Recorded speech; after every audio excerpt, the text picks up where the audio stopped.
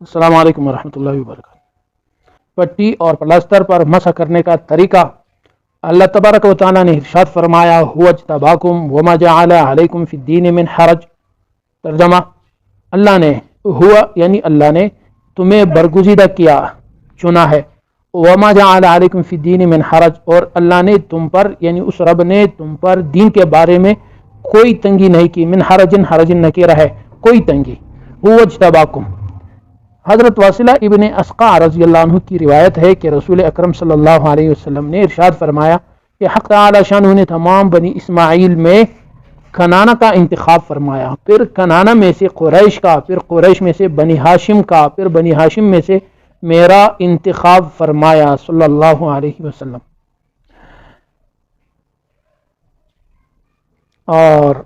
امت محمدیہ اللہ تعالیٰ کی منتخب امت ہے۔ اور آگے کیا فرمایا، وما جعل علیکم فی الدین من حرج، دین میں تنگی نہ ہونے کا مطلب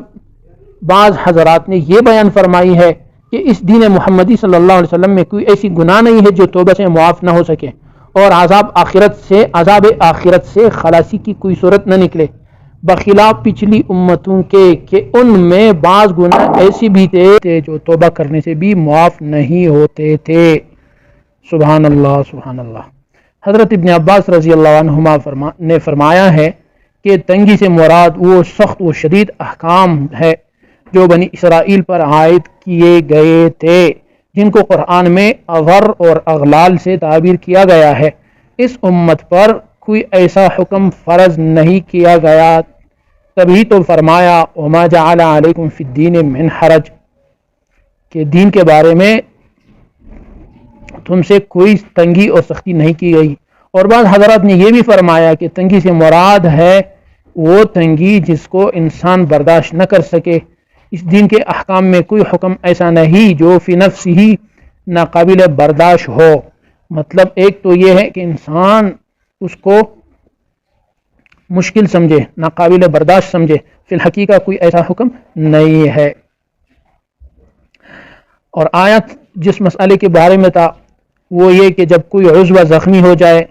جسم کا کوئی حصہ زخمی ہو جائے اور آپ اس پر پٹی باندھ لے، اور پٹی والے شخص کو اس عضو کے دھونے اور مسح کرنے کی قدرت نہیں ہے، تو وہ بندھے ہوئے عضو کے اوپر کا حصے کا مسح کرتا رہے گا زخم کے مندمل یعنی ٹھیک اور ختم ہونے تک۔ اور اس کے لیے یہ شرط نہیں ہے پاکی کی حالت میں پٹی کا باندھنا ہے یا نہیں۔ سب سے پہلا مسئلہ آج کے سبق میں، ایک شخص ہے، اس کا ہاتھ پاؤں یا کہیں اور ایسا زخم لگا جس پر اس نے پٹی باندھی، وہ زخم برقرار اور باقی ہے، اور وہ شخص جو زخمی ہے وہ اپنے اس عضو کو، ہاتھ کو، پاؤں کو، انگلی کو، کہیں اور جسم کا حصہ ہے، اس کو دھو نہیں سکتا اور مسح کی بھی قدرت نہیں رکھتا کہ اس زخم پر مسح کرے، تو طریقہ یہ ہے کہ وہ اسی بندھے ہوئے عضو پر، ہاتھ ہے، پاؤں ہے مثال، اس پر پٹی بندھی ہوئی ہے، اس کے اوپر مسح کرتا رہے گا جب تک وہ زخم ٹھیک نہ ہو جائے۔ اس وقت تک شریعت نے اس کے لیے سہولت رکھا ہے کہ آپ اس کے اوپر مسح کریں، اور یہ آپ کے لیے کافی ہے۔ اور شریعت کا یہ بھی حکم نہیں ہے کہ جس وقت آپ اس پہ پٹی کر رہے تھے، بینڈیج کر رہے تھے، تو اس وقت آپ کا یہ زخم یا آپ باوضو تھے یا نہیں، یا آپ کا ہاتھ جو ہے وہ پاک تھا یا نہیں جس پر آپ نے پٹی باندھی ہے۔ صرف شریعت کی طرف سے یہ بھی آپ کے لیے اجازت ہے۔ لیکن مسح کے دیکھو موضع پر جب ہم مسح کرتے ہیں تو اس کے لیے شرط یہ ہے کہ ہم باوضو ہو، ہمارے پاؤں پاک ہو۔ لیکن یہاں پر اللہ پاک نے اور بھی سہولت دی ہے امت محمدیہ کو صلی اللہ تعالی علیہ وآلہ وسلم۔ اللہ تبارک و تعالی نے اس امت محمدیہ پر اپنے پیارے صلی اللہ علیہ وسلم کی طفیل کتنی احسانات اور نوازشات عطا فرمائے ہیں۔ آگے چلتے ہیں، ایک اور مسئلہ اسی طرح کہ جب کوئی عضو ٹوٹ جائے اور اس پر پلاسٹر چڑھا دی جائے تو وہ پلاسٹر پر مسح کرتا رہے گا جب تک وہ زخم ٹھیک ہو جائے، اور پاکی کی حالت میں پلاسٹر چڑھانا بھی ضروری نہیں ہے۔ کتنی سہولت ہے، اللہ تعالی ہمیں ان کی قدر کرنے کی توفیق عطا فرمائے۔ نمبر 3، پلاسٹر یعنی پٹی بندھے ہوئے پاؤں میں سے کسی ایک کے پلاسٹر پر مسح کرنا اور دوسرے کا دھونا جائز ہے۔ مثال کے طور پر آپ کے ایک پاؤں پر کوئی زخم آیا ہے، کسی وجہ سے کوئی مجبوری ہے، حادثہ یا کوئی مسئلہ ہوا، تو آپ نے اس پر پلاسٹر باندھا، پٹی باندھی، اب اس میں سے آپ پلستر والے پر مسح کرے، دوسرا پاؤں جو ہے وہ ٹھیک ہے، آپ اس کو دھو لے۔ ایک اور مسئلہ کہ زخم ٹھیک ہونے سے پہلے پلاسٹر کا گرنے سے مسح بالکل باطل نہیں ہوتا۔ ہاتھ یا پاؤں پر کسی نے کوئی پٹی وغیرہ باندھی ہے، وہ پٹی یا وہ پلستر وہ زخم ٹھیک ہونے سے پہلے گر گیا تو آپ کے ہاتھ پر جو آپ نے مسح کیا تھا وہ مسح اب بھی باقی ہے۔ لیکن اگر آپ کافی ہے یہ، پھر یہ دوسرے مسئلے میں عرض کریں گے۔ تو زخم ٹھیک ہونے سے پہلے اگر پٹی وغیرہ گر جائے تو آپ کا مسح باطل نہیں ہوتا، لہذا آپ کا وضو باقی اور برقرار ہے، آپ وہ پٹی اٹھا کر اس زخم پر دوبارہ باندھ لیں۔ مسئلہ بغیر مسح کے پلاسٹر کا تبدیل کرنا جائز ہے، لیکن پلاسٹر کے بندھنے کے بعد مسح کرنا بہتر طریقہ ہے۔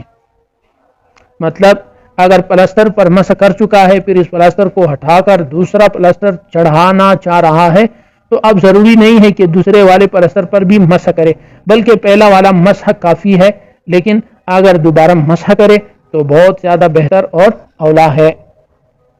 ایک قسم کا یہ دونوں مسئلے ایک ہی بنیں گے۔ مسئلہ یہ ہے کہ آپ نے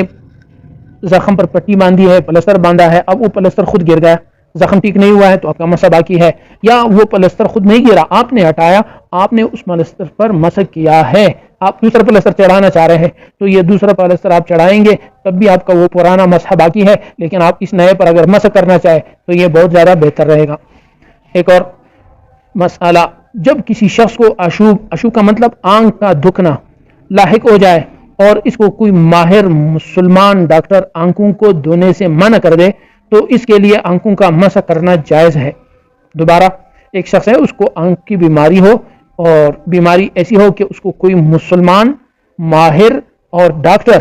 یہ تین شرط، وہ ڈاکٹر اس مریض سے کہے کہ آپ آنکھیں نہ دھوئیں، آپ کی آنکھوں کا مریض بڑھ جائے گا، تو اس شخص کے لیے یہ بات جائز ہے کہ وہ اپنی آنکھوں پر مسح کرے اور آنکھوں کو نہ دھوئے۔ ایک اور موضوع، پلاسٹر، پٹی اور سر پر بغیر نیت کے مسح درست ہوتا ہے۔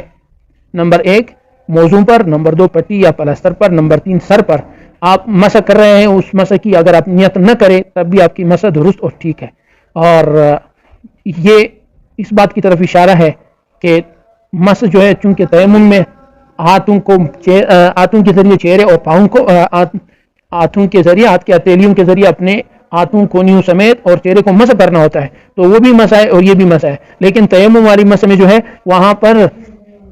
نیت شرط ہے، اور موضوع پر، پلاسٹر پر، پٹی پر یا سر پر آپ مسح کریں گے تو اس کے لیے نیت شرط نہیں ہے۔ بغیر نیت کے بھی یہ درست ہوں گے، لیکن تیمم والا بغیر نیت کے درست نہیں ہوگا، وہاں پر نیت لازمی اور